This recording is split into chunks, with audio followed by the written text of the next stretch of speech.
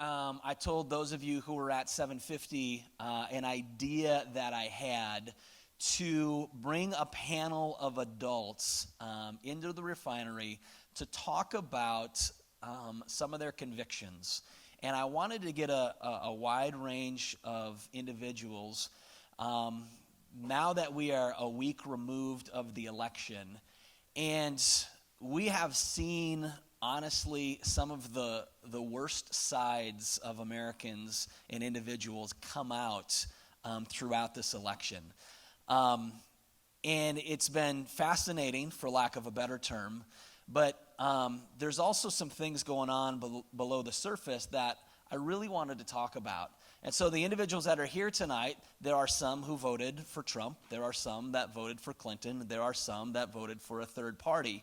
And what I want to convey to those of us in this room is not an attempt to sway anyone's beliefs or convictions or bring someone over to their side or to a certain party, but to understand that there are reasons why people voted the way they did, and there are certain convictions that they have which also have a story behind them. And that little clip that we played just now was about listening to others rather than just wanting to be heard.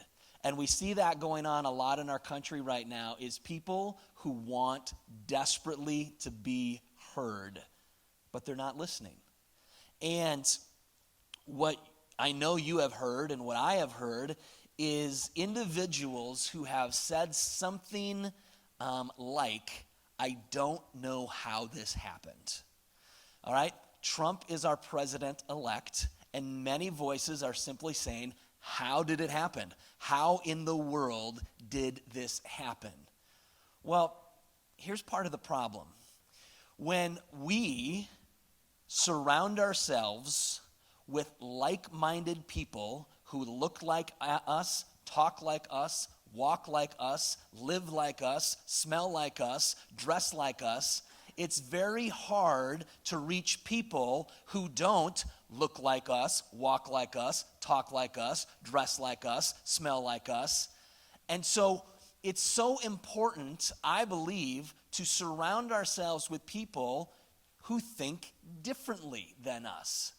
Because we sharpen one another when we share different views and different ways of seeing certain things.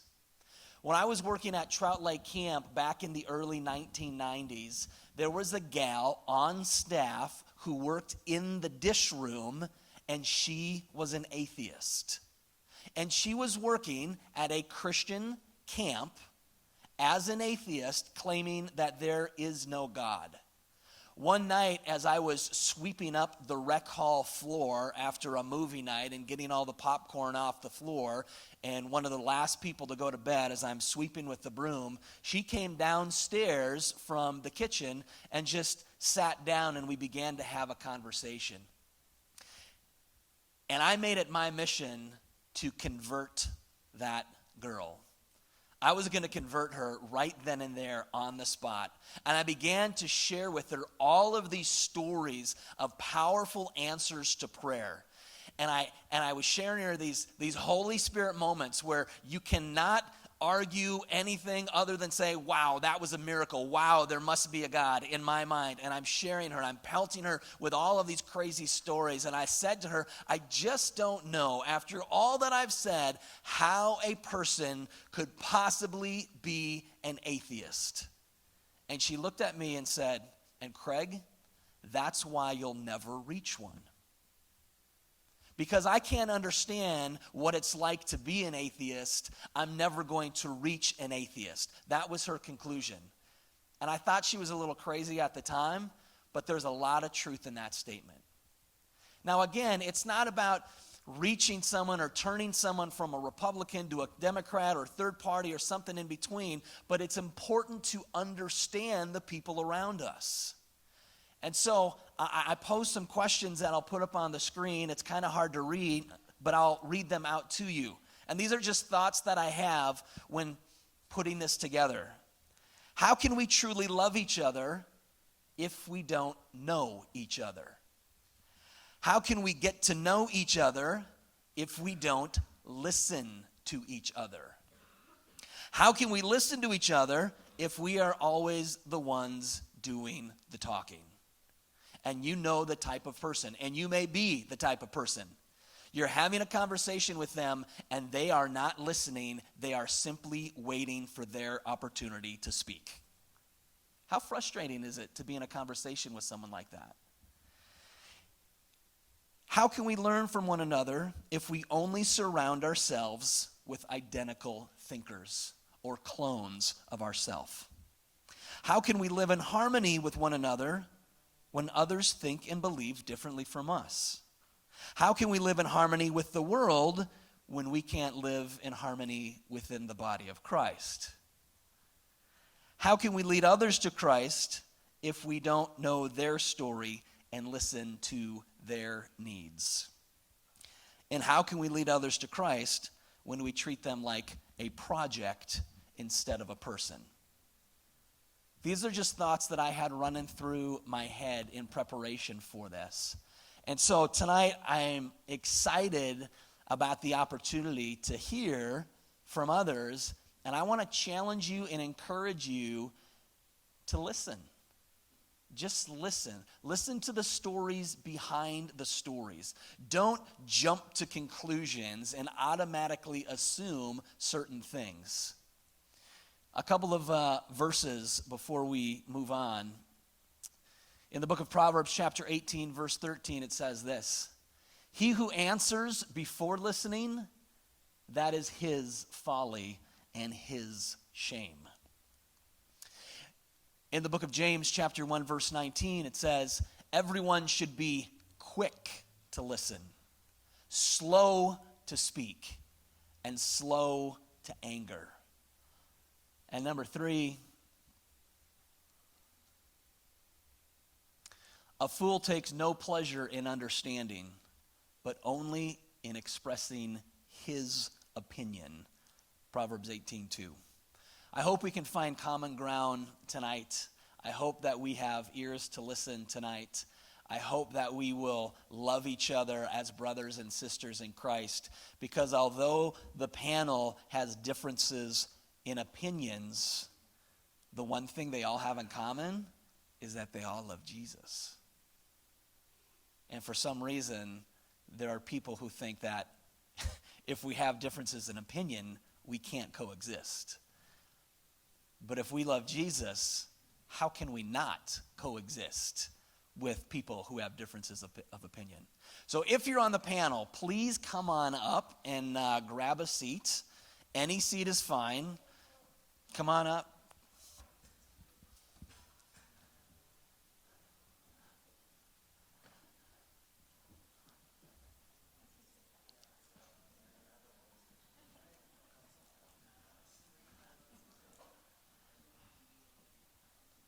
We're going to separate the married couple.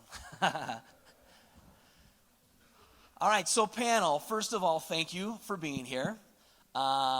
So thrilled that you agreed to be here tonight. And what I want you to do, first of all, is simply this.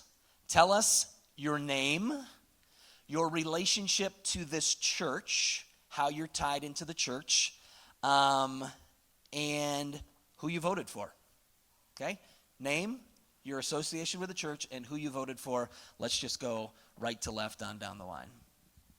My name is Josh Sizeski, and I'm the sound director here at Plymouth Covenant Church, and I voted for Evan McMullen. I am Kyle Olson. My family and I have been attending here for 3+ years or so. I voted for Trump. I'm Dave Danielson. I've been coming to Plymouth Covenant Church for 15 years. I've been a youth leader for almost that entire time here with you guys, and some with the junior high. And I also voted for Trump. I'm Judy, and I've been at Plymouth Covenant for a little over 2 years now. I volunteer with Families Moving Forward, and I give rides to one of the sight impaired members of the church. And I voted for Clinton. I'm Anna. I've been going here for about 2 or 3 years, and I voted for Evan McMullen. So I'm Adam Graholski. We are new members here, like 2 months-ish members here. We've been attending for a year or so, and I voted for Clinton. And my name is Anne Marie Graholski, and I volunteer with the kindergarten through first graders here at church, and I voted for Clinton. Okay, thanks, guys. So the next question and the follow-up question is simply this. What is the main reason or issue that caused you to vote the way that you did? What was the driving force behind your vote? Was it an issue? Was it a topic? Was it a stance? But what was it? What was the reason or issue that caused you to vote the way that you did? I'm a hipster and wanted to stand out. Right? That's a given.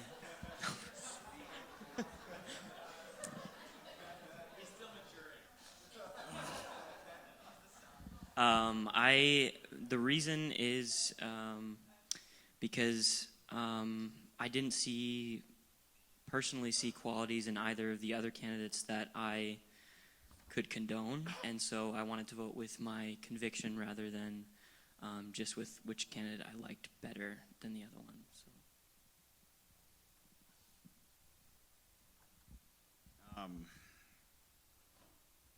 Man, I'd have to almost talk for a half an hour to there isn't one thing.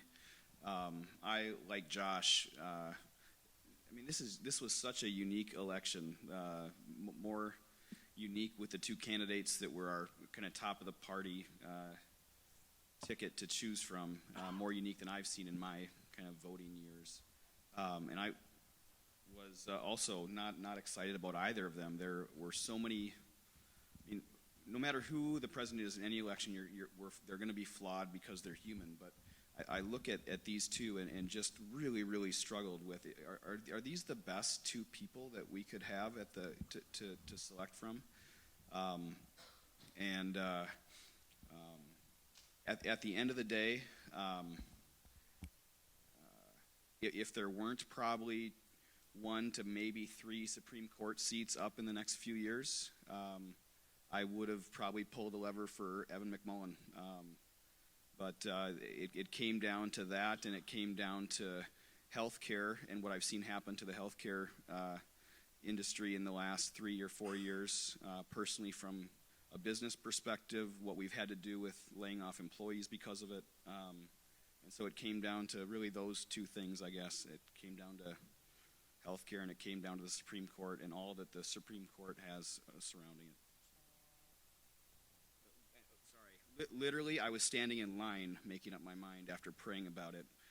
The good news is, I prayed more about this vote than I ever have about any vote I made. So. Yeah, I would agree with that. I did a lot of prayer this time around. A lot of you in this room you're too young to remember a guy named Ross Perot, but I think back to when I was much younger, I voted for Ross Perot, and he was the candidate that nobody would vote for back then. And I kind of can really relate to what you're saying, Josh. I really can. But I think maybe as I've gotten older, I've become more of a pragmatist. And it just really did not feel like I wanted to throw my vote away on a third-party candidate. Because that's how I felt it would be if I did that.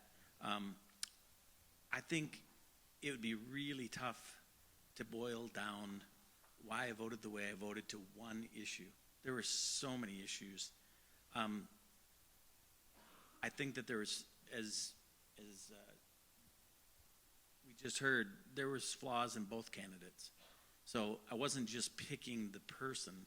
I really wanted to look at the direction I thought our country would be heading with that person at the helm, kind of like they were in charge of the car, and what direction would the country be going. And I just had so many struggles with Clinton. I've read so much in her past, how she first made her fortune in cattle futures when everybody else lost their shirts. she made $1 million because she was tipped off and sold everything ahead of time. And I struggle with the Clintons as a couple and kind of where they stood and kind of the model that they were portraying for young people. And I certainly can't say that I loved hearing everything that I heard from Trump, but I think the thing that probably steered me towards Trump the most was, again, the Supreme Court, just like you, and probably that. And I just feel like he's got great business sense. We're in trouble. We owe $17 trillion. I don't know if you know how much that is, but it wouldn't even fit in this room. That's how much money we owe. And it's not going to be me who's paying it back. It's going to be you guys. So just something to keep in mind. So I think that's why I voted the way I did. You know, I would concur with, you know, what many of these gentlemen have said, that this is one of the most difficult votes I've ever made. And I agree, too, that both candidates were flawed this time, more so than in other elections. I don't feel that either one really represents godly character in any means of the definition. I also prayed about this vote more so than any other vote I've ever made. It was a number of issues for me. It wasn't any one issue that caused me to cast my vote for Clinton. But in summary, I guess, I felt that she had plans behind her policies, and I agreed with more of her plans than I did with Trump's. I was also concerned that he seemed to be more spouting ideas than actual constructive plans behind his ideas or his slogans. And where there were plans, I tended not to agree with his plans. You know, for example, I'm concerned that the tax cuts for the wealthy are going to explode our national debt further than it is, and that's not going to be good for the economy either. I guess I don't buy into the line of reasoning that while it may create some jobs, I don't think it's going to be the powerhouse of job creator that he thinks it will be. I think both candidates are going to struggle with the economy. Either candidate will. I think it's a fact that our Rust Belt jobs are gone, and they're probably gone for good because labor costs are just plain cheaper across the world. And that's not going to change with things that our government does. And I also wanted to vote the way I did because while the Affordable Care Act is flawed and it needs to be fixed, I don't want it to be repealed, as Trump stated, because in my experience, I've had a major health issue in my life, and I know how important it is to have health insurance. I would be dead if I didn't have my health insurance, plain and simple. I wouldn't be able to afford the medications I have to take for the rest of my life. And I know people that are in situations that have had to choose between their medications and their rent and don't have the insurance before the Affordable Care Act to make those decisions easily. So I would like to see it fixed. And I guess those are the major reasons that I voted the way I did. Just like everybody else has said so far, I struggled with this vote because, first of all, I knew that being in Minnesota, our electoral vote, college votes would go to a Democrat. So even if I voted for Trump, technically wouldn't count. But I felt that Evan McMullen had some plans and beliefs that I really respected. He really respects the Constitution and the rights that we as citizens have. I respected his faith and just his overall values. And at the end of the day, I just wanted to vote because we don't just have to vote for the ticketed Democrat or Republican. I wanted to vote for someone that I actually believed would be a good president. Yeah, so I'll just echo what everybody has said. This was really hard. I actually did a lot of thinking about tonight specifically, kind of really searching about why I made the decision I did to vote for Clinton. And I actually had a list with bullet points and scripture references. It was pretty amazing. And then Anne-Marie told me I'm totally overthinking that. And she was probably right, but I didn't realize it until I walked in here tonight. And it made me think of back when I was a kid. I grew up in Southern California in San Diego, close to the Mexican border. And when I was, I don't know, like 8 or 9, maybe 10, my parents started volunteering at a daycare, and at that daycare there were a lot of kids who were the children of legal immigrants, and who were illegal themselves. And I mean, these kids, they had absolutely nothing. And I remember one year, it just moved me so much that these kids had nothing. Their parents were trying to work for a better life. They weren't criminals. They were just trying to find something better for their family. That I had an awesome Star Wars collection. Like I had a Darth Vader carrying case for all the figures. I had it all. I gave it all to those kids. Because they had nothing. Just to show compassion and love, to say, hey, let me help you out. Let me give you some kind of joy in this world.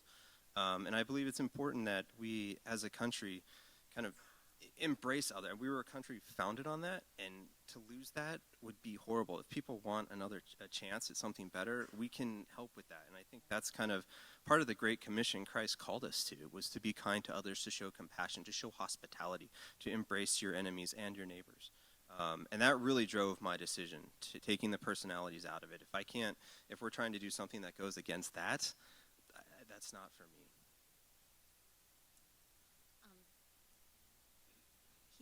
He said everything I was going to say, but I grew up in a very conservative, politically and a conservative home, and even when I was in high school, I worked for the Republican Party, and I raised money for Congressman Vin Weber when I was 17. And it wasn't until after college, I went to the Peace Corps, and I served abroad for 3 years. And I worked after that, I went to graduate school where I studied public policy and foreign policy, and focused also on nonprofit management. And at that time, my focus was specifically on ethnic minorities, actually in Europe. And there was a great deal of persecution, specifically of what's called the Romani Gypsy population, and specifically those children. And there were ethnic conflicts going on in Yugoslavia. There were civil wars, and it just made me feel, working with these people who were really at a disadvantage and who were politically persecuted as well, made me realize, this world, when you go out in the world and you're in these other countries and you're among these people, this world is very small. And as Christians, it is our duty to show that love and that compassion, and that sort of was always driving me. And when I came back to the United States, I worked specifically for an organization. We were living in New Jersey, and that supported families of immigrant families and refugee families from Haiti as well as Guatemala. And when we moved here to Minneapolis, then I started volunteering with the International Institute of Minnesota, and I was a mentor to a Somali immigrant refugee family, and they were Muslim. And they were a very loving family who I just had the privilege to share my faith with. And that really drove me in this election.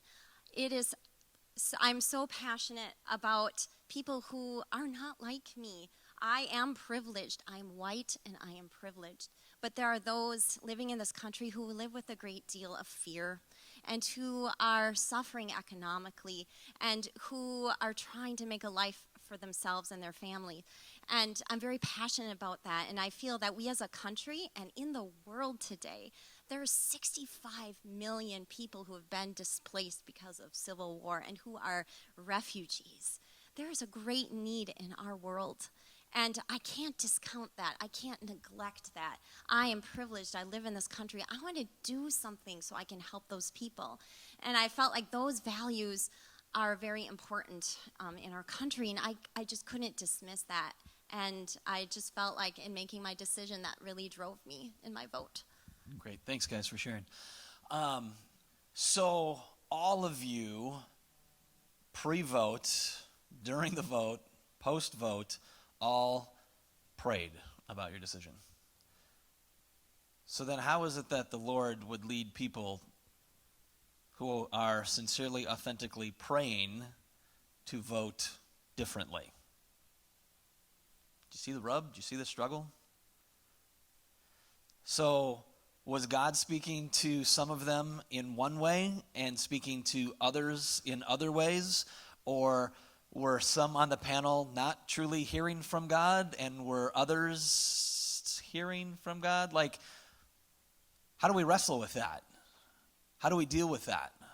What do we do with that? Like, these are tough questions, right? So I got 3 tough questions. They're not for all of you. I'm gonna be specific here. So, Kyle, Dave, those of you who voted for Trump, who are also both lovers of Jesus, if you're a Christian and if you voted for Trump, then why do you hate immigrants and the LGBTQ community so much? Yeah. Since you voted for Trump and you're also a Christian, it seems contradictory. And then why do you hate immigrants and the LGBTQ community so much? Well, first off, I think we've seen enough in this election to know that if you're going to rely on the news media to give you the truth, you better open your eyes, because that's the one thing that I think we all figured out, right? Hopefully we've all been smart enough to figure that out. But I will tell you, I grew up in an era where we believed everything that was on television. We believed what our government told us. We believed what our elected leaders told us. And you maybe would call us naive, but I don't believe it anymore. You saw in this election more than any other election how many forces are at work behind the scenes to keep people in power.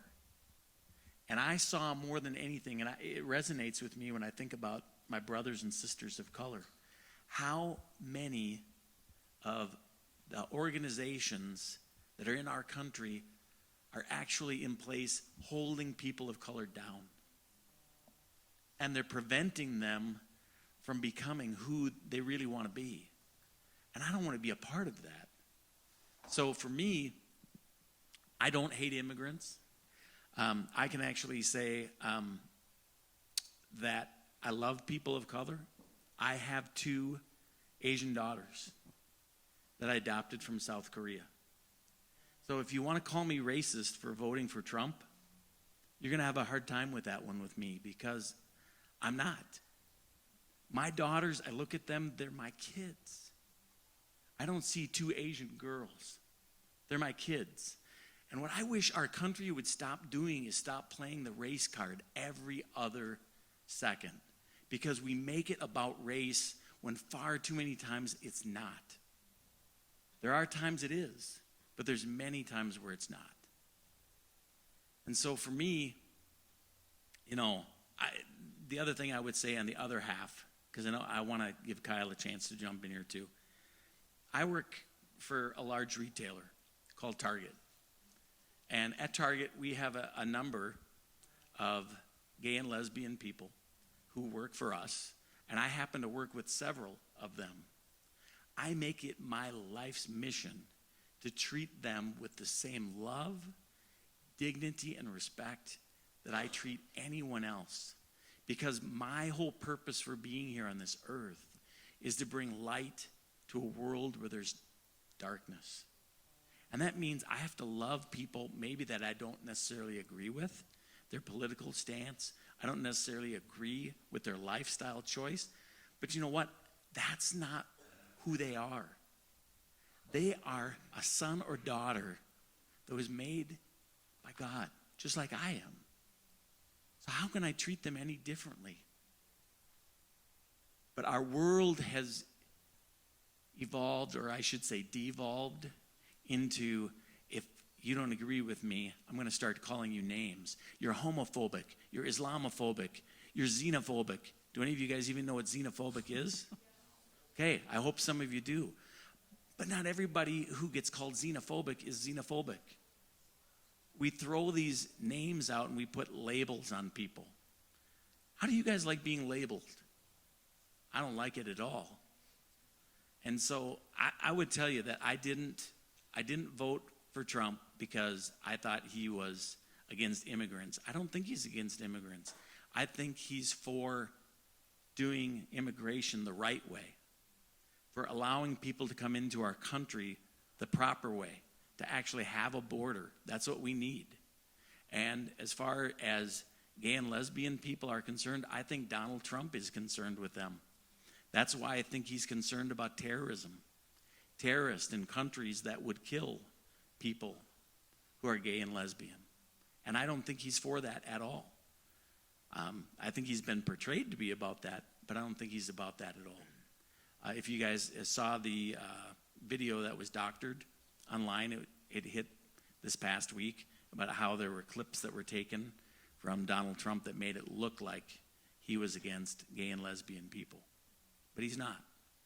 I think he really is concerned about their safety. So, I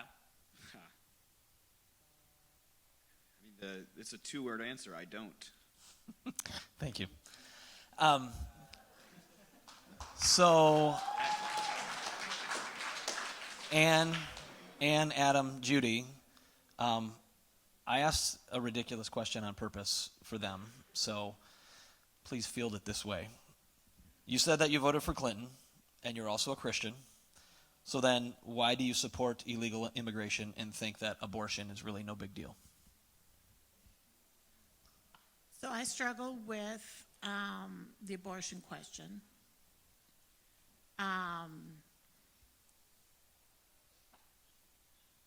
And I don't know if I can articulate it correctly, but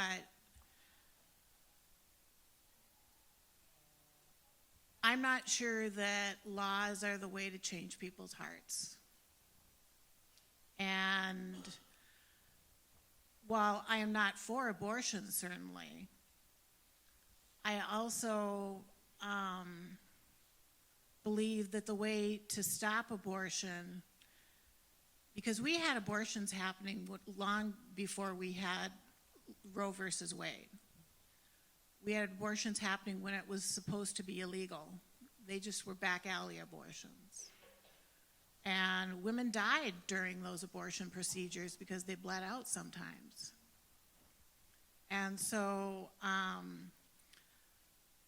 I think the way you stop abortions is not with laws and with judges. I think you stop abortions by changing people's hearts and reaching people for Christ. And then they will be convicted and do the right thing. And so that's the conclusion I came to on that issue. And what was the other half of the question? Why are you for illegal immigration? So I don't know that I'm really for or against illegal immigration. I understand why immigrants come illegally. I myself am the goddaughter of an illegal immigrant. Fair out. And my grandfather came from Sweden. He was a merchant marine man on a vessel that docked in Duluth. He left the ship and never went back, and he never became naturalized. He ended up passing away when my mom was 9. But he came because he wanted a better life. And I think that's why most illegals come, is they are so poor, they are so desperate, they don't know what else to do. They can't go through the normal immigration system because it costs money and that they don't have. It costs fees at every turn. It's a multi-year process to go the legal way. There are fees with every single step of the process that they don't have. They're desperate, so they come. And so while I understand that it's a problem, but in some respects, but in other respects, we're a very rich country. Why can't we share some of our wealth? That's the way I feel. Yeah, so going on the immigration part first, I completely agree. As I said, from life experience and seeing this firsthand, especially with the kids of illegal immigrants, it's sheer desperation and fear, anything clawing for a better life. Is illegal immigration ideal? Absolutely not. But the reality is people are afraid. They come with nothing, literally the shirt's on their back. That's it. No food, no money. Oftentimes, they'll pay money to people to smuggle them over the border. Sometimes they'll make it, sometimes they'll live, sometimes they'll die in the desert. They are that desperate to make it here. Would I like to see it fixed? Would I like to see it better so everyone can get through? Absolutely. Is that going to happen realistically? No. They'll just find another way to get here. So I think we need to kind of step up as a country with all the blessings we have and say, let's do something about this. We can help these people. Let's not be greedy with the gifts God has given us. Abortion, that's always a tough one. It really is. And I know a lot of folks can be single issue voters, and that can be the issue that sways them one way or the other. For me, I agree with much of what you said. It's been going on since time began. And it just wasn't reported, so we didn't know what the stats were, how many women were dying because of it. I don't think it's right, but at the same time, outlawing it or overturning Roe versus Wade, I think would have some disastrous results for women in this country. Regarding immigration, I think that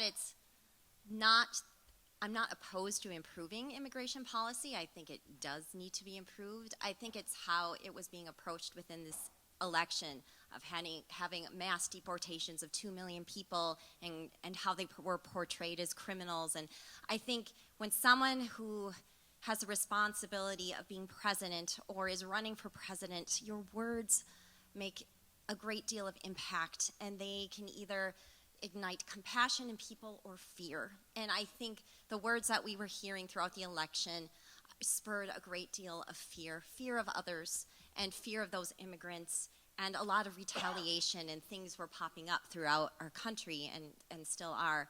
And I think it's more about how we are treating them, and also recognizing they actually do add a great deal to our economy. And in those farms in California, many of them are illegals, but they are working for these farmers, and those farmers would have economic losses if they were actually to lose many of their workers. I just see it that there needs to be a new approach, and there needs to be improvement in immigration. I think both sides would agree to that. And regarding abortion, I don't see it as a black and white issue.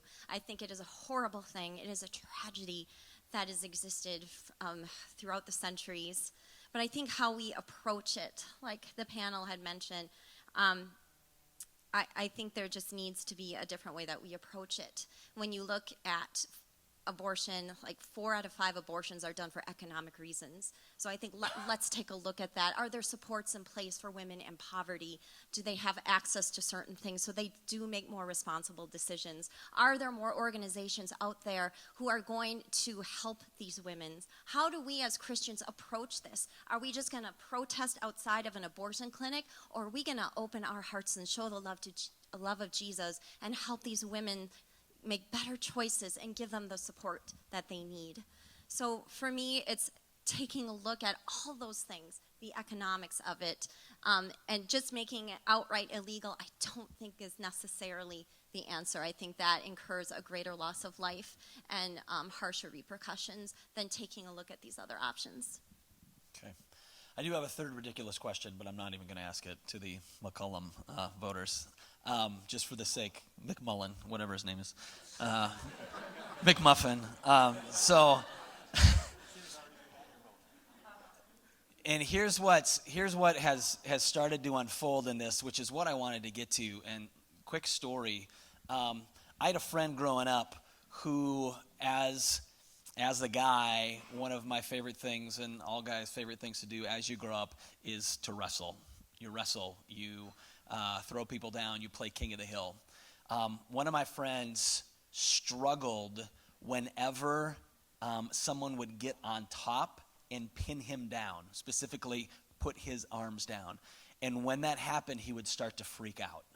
He would kind of lose control emotionally. What I found out behind the surface is that he was abused. He was abused and pinned down early in his life, and it created a response in the years that followed. Now that's a tragic thing and a tragic example of a response to something that happened. Now what you hear from these people in some of the cases, their backstory already came out, because that was my last question. What's the backstory and what has happened in your life to drive your vote? And we've heard some of that. Ann talked about working with immigrants and being in the Peace Corps and being hands-on with people of different cultures. And now I think you can recognize some of the passion behind why she voted the way she did. Adam talked about parents who ran a healthcare and having these Hispanic students and giving away, holy cow, let's talk about a heart. Let's talk about a big heart for a guy who's going to give away his Star Wars toys, losing thousands of dollars if he had hung on to them himself, and giving them away because they had nothing. Does that give you a more human view of a Clinton voter? And let's talk about Judy, who talked about the importance of health care and not wanting to lose health care. And I don't know what the major issue is, but she shared with us that she's had major medical issues before. Does that not put a face to Judy and her vote just a little bit more? And so I tried to make some ridiculous blanket statements of stereotypes. Well, if you voted for Clinton, you believe this. And if you voted for Trump, you think this way. You voted for McMullen, you think this way. Like, we can't just blanket statement someone and assume that this is how they think and this is why they believe what they do. The most important thing that they all have in common is that they love Jesus. The second most important thing is that they are living out their convictions that they feel God has placed on their heart and led them to. And I want to surround myself with people who think differently than I do, so I become a better person, so I can be more effective at reaching other cultures and telling other people about the love of Jesus Christ. Because if I don't know anything about them, if I don't know anything about that culture, if I don't know anything about those demographics, how am I going to be effective as a follower of Jesus? And again, how tragic is it if we can't get along with one another, but how tragic is it if we can't get along in the body of Christ? Does that make sense? Before we go, is there anything else, panel, that you would add, especially, in that area of the backstory, or what drove you to the convictions that you have, in just a minute or two? Go ahead, Dave. So I was born in 1959, so I was a little kid during the civil rights movement of the 60s. So I really didn't understand a whole lot about that, but I was a teenager during the Vietnam War. And so I've seen a lot of things over the years. And one of the things that I don't hear anybody talk about, but I think it's something that we need to talk about as a society, and I think it played a big role in this election, and that is the frustration of many people, dare I say it, who are white, at feeling like they're to blame for all the ills for every single person that is of color. I love my brothers and sisters of color. I go to Nicaragua every 2 to 3 years. I love my brothers and sisters in Nicaragua. I have Asian children. But there are many white people, and I just want to say this because I don't think you hear it in the media. I think a lot of white people voted for Trump because they feel like they're to blame, or they've been blamed for a lot of the ills in the world. And some of those people are trying to do the best they can to help people of color. And if we make every single white person feel like they're doing no good to help people of color, that's not the message we want to send either. That's not the right message. There's people on this panel who are white. You guys care about people of color, right? I care about people of color. And I think we need to say that. We need to hear people say that. I care. And that means I need to understand that there are brothers and sisters who do live in fear. And yet, my God told me not to live in fear. My job is to love. That's our job, is to love other people, not to judge them, not to figure out why they did what they did. It's to love them. So whether I agree with you or not, I'm not called to agree with you. I'm called to love you. And if we would all love one another, white people, people of color, what a great world this would be as we share everything that God has given us, because that's what he's called us to do. Thanks. Anybody else? Go ahead. Well, for me, one of the reasons that I decided to vote for a third-party candidate was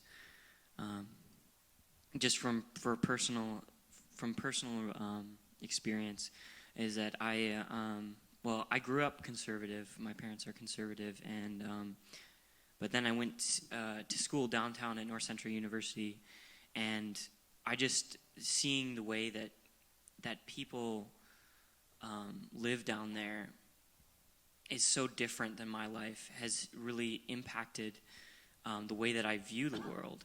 And I'd encourage everybody here, if you've grown up in a bubble of a world, to get out and go downtown sometime on the outskirts of downtown and see how people live. I know people will tell you it's dangerous, but it will be eye-opening for you, because this is Minneapolis. This is like next door to us. So like that, to me, that's been something that has definitely, something powerful that has driven the way that I think and the way that I voted. But as well, I am an actor, so I'm in a theater community where I act among a lot of very staunch liberals, and just like seeing both sides and the way that they treat each other has really led me to like think about, like, because there's a lot of hatred towards both sides. I mean, like I've seen the people standing up for love treat the people that they think aren't standing up for love with a lot of hatred.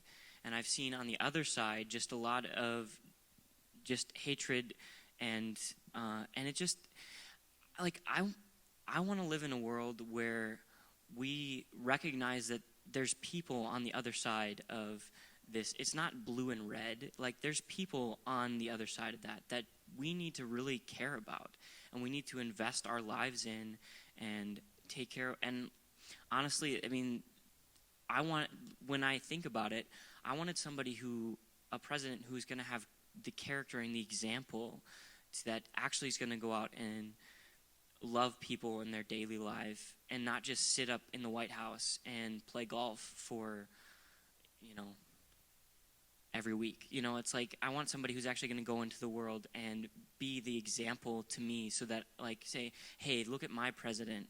He's the one who's going into that third world country and actually trying to make a difference. Or he's going into the streets of Detroit or Minneapolis or Los Angeles and actually, like, he working alongside the people of his country. So that's what I got.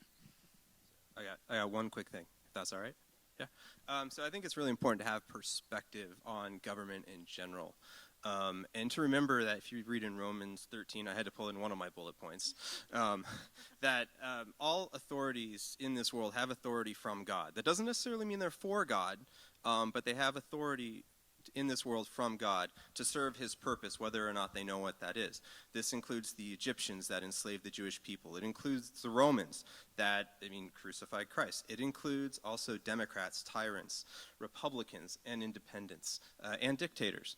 So it's important to remember that. We don't know what that purpose is, but those people are in power for a reason, to serve whatever God's purpose is. So that, I think we can find, in all these differences we have, we can find reassurance in that it's serving God's purpose. Thanks, guys. I sit around every single Tuesday morning with a group of staff and a group of pastors at this church. and we don't all agree on the same theology. But you know what? I would take a bullet for any single one of them, because I love them and support them and want to encourage them, and they do the same for me. And I want to encourage you to do that with others who think differently than you do, who look different than you do, who maybe have a different background than you do. I want to challenge you to get to know someone else who thinks differently or voted differently than you this week. Not to debate, but to sit down, look them in the eyes, make them a human being, and say, tell me why you voted the way you did. Not so you can jump in, but so that you can listen. And then listen to the story behind the story, because you're going to find out fascinating things about people and what drives them and why they get out of bed in the morning. And that's what makes our world so beautiful. That's what makes the body of Christ so unique. And it's pretty special. It's a pretty special thing. I want to challenge you with that. I want to say thanks to the panel, because it took them a lot of guts to come up here. Some of them have been freaking out ever since they agreed to it and putting themselves out there to say, this is who I am and this is how I voted, and they took a risk in doing that. So tonight, I still want to get to worship a little bit, and I still want you to get into small groups for a little bit.